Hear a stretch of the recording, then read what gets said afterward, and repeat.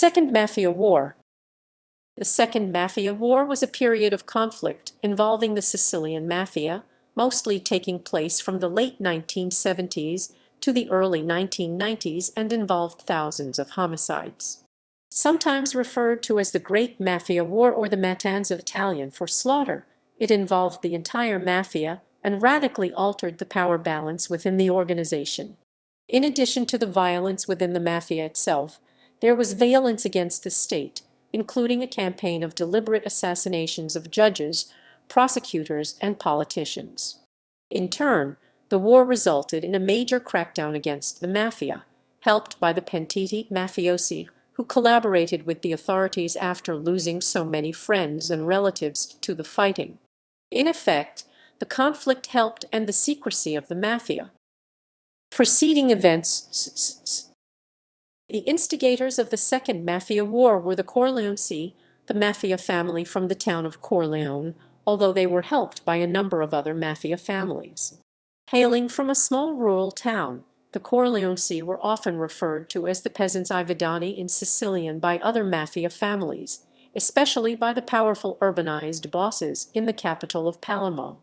Things began to change in the 1960s as the Corleonesi grew in power and prestige under the leadership of the brutal and ambitious Luciano Leggio, who had become the mafia boss of Corleone via the crude but effective method of simply shooting the old one, Michele Navarra.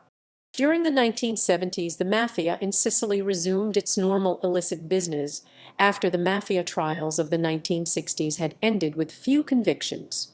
The Corleonesi's primary rivals were Stefano Bontaide, Salvatore Inzerillo, and Gaetano Badalamenti, bosses of various powerful Palermo mafia families. The Sicilian Mafia Commission was re-established in 1970, with Bontaide and Badalamenti making up two of the three leaders of the commission.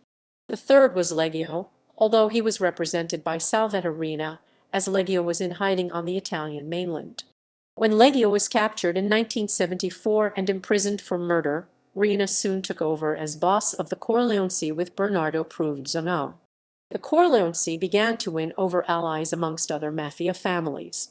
Amongst those who aligned themselves with the Corleonesi were Palermo bosses Giuseppe Grieco, boss of Porta Nuova, Filippo Marchese, boss of Corso dei Mille, and Rosario Riccobono, boss of Partena Mendello.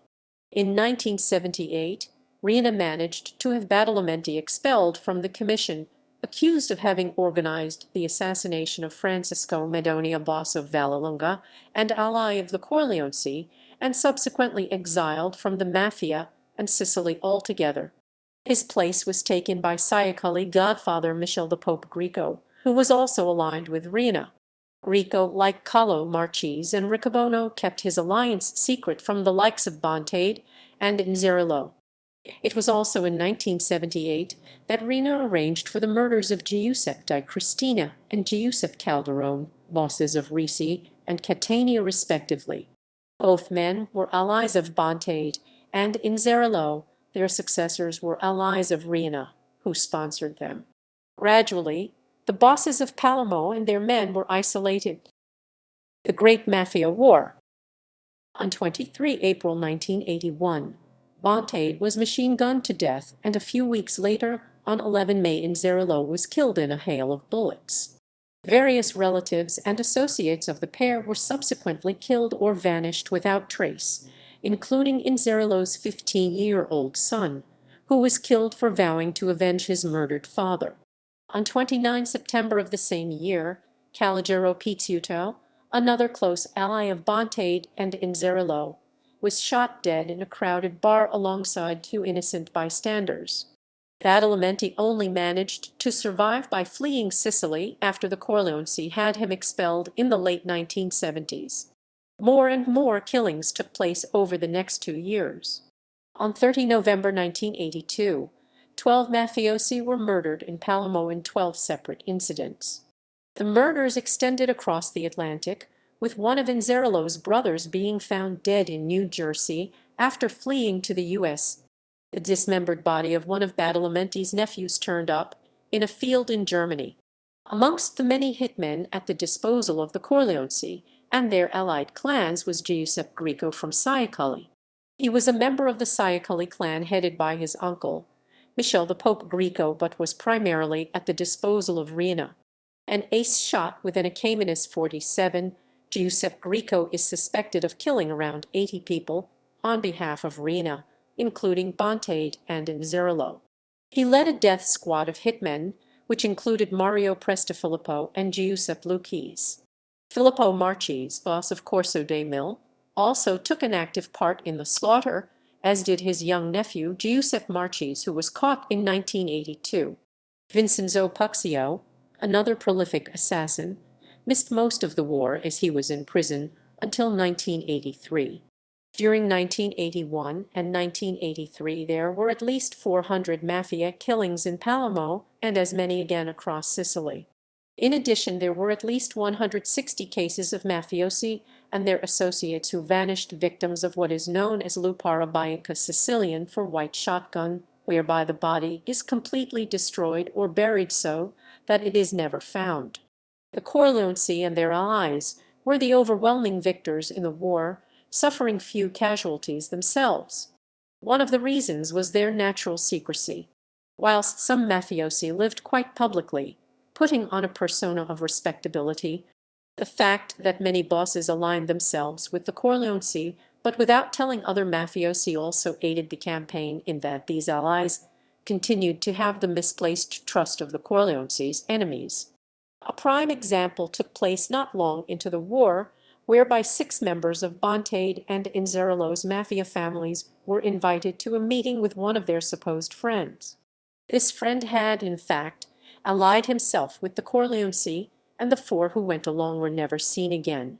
One who did not go was Emanuele D'Agostino, who became suspicious and instead, together with his son, sought refuge with one of Bontate's oldest allies, Rosario Riccobono. Riccobono had also secretly allied himself with the Corleonesi, and D'Agostino and his son were likewise eliminated. The only one of the 6 men to survive was Salvatore Contorno, who subsequently survived a murder attempt and went into hiding before he was caught by the police. While on the run, Contorno sent anonymous letters to the police, giving up vital information about the war. This was invaluable to the authorities, who, like the losing clans, had little idea as to what exactly was going on with all the bloodshed. Mafiosi were obviously very secretive normally, and at the time of the Second Mafia War the authorities were at a loss to understand the exact allegiances and motives of the war. For example, when Bontate was murdered, for a short while, the police thought he had been killed as an act of treachery by Inzerillo until he himself was killed. Deliberate disinformation was also employed by the Corleonesi. When Inzerillo died, he was wanted for the murder 3 years previously of Giuseppe di Cristina, but, in fact, the Corleonesi had murdered di Cristina, deliberately doing so on Inzerillo's territory in order to frame him. War against the Italian state. Whilst the Sicilian Mafia has generally been more inclined, the Corleonesi and their allies, however, started a specific campaign of assassination of state figures. Amongst the victims known as excellent cadavers were police chiefs Emanuele Bazile and Boris Giuliano, magistrates Rocco Cinisai and Cesare Terranova, and politicians Piersanti Matirla and Pio Latara. In one of the most brazen hits conducted by the Mafia, General of the Italian Army Carlo Alberto Dalla Chiesa, who was serving as Palermo's prefect at that time, was killed together with his wife and police escort Domenico Russo. They were shot upon by motorcycle-riding gunmen carrying AK-47s, led by Giuseppe Grieco. Nonetheless, a team of anti-mafia prosecutors, including Giovanni Falcone, Paolo Borsellino, and Antonino Capoto, labored to orchestrate a concerted effort to combat the mafia and the rising tide of violence, as well as the flow of heroin whose control was behind the war. The war against the mafia resulted in the Maxi trial of 1986, whereby hundreds of mafiosi were convicted of a long litany of crimes. Some of the investigations and crimes had begun in the 1970s, but a bulk of the charges related to the Second Mafia War. Many of the defendants, such as Rina and Provenzano, were convicted in absentia as they were still fugitives at the time of the trial. The trial was significant as several mafiosi on the losing side of the war, like Salvatore Contorno and Tommaso Buscetta, took the stand and testified against their former fellow mafiosi, known as pentiti. In February 1980, Buscetta had fled to Brazil to escape the brewing Second Mafia War instigated by Salvatore Riina. On 11 September 1982, Buscetta's two sons from his first wife, Benedetto and Antonio, disappeared, never to be found again, which prompted his collaboration with Italian authorities. This was followed by the deaths of his brother Vincenzo, son-in-law Giuseppe Genova, brother-in-law Pietro, and four of his nephews, Domenico and Benedetto Buscetta, and Orazio and Antonio D'Amico. The war subsequently led to the deaths of many of Buscetta's allies, including Stefano Bontate. Buscetta was arrested in Sao Paulo, Brazil once again on 23 October 1983. He was extradited to Italy on 28 June 1984, where he attempted suicide by ingestion of barbiturates. When that failed, he decided that he was utterly disillusioned with the mafia. Buscetta asked to talk to Falcone and began his life as an informant, referred to as a pentito. The crackdown of the anti-mafia resulted in retaliative bombings and shootings.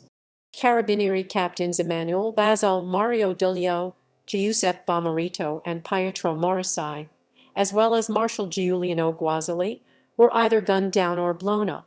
Falcone himself, together with his wife and three police escorts, were killed in the 1992 Capaci bombing.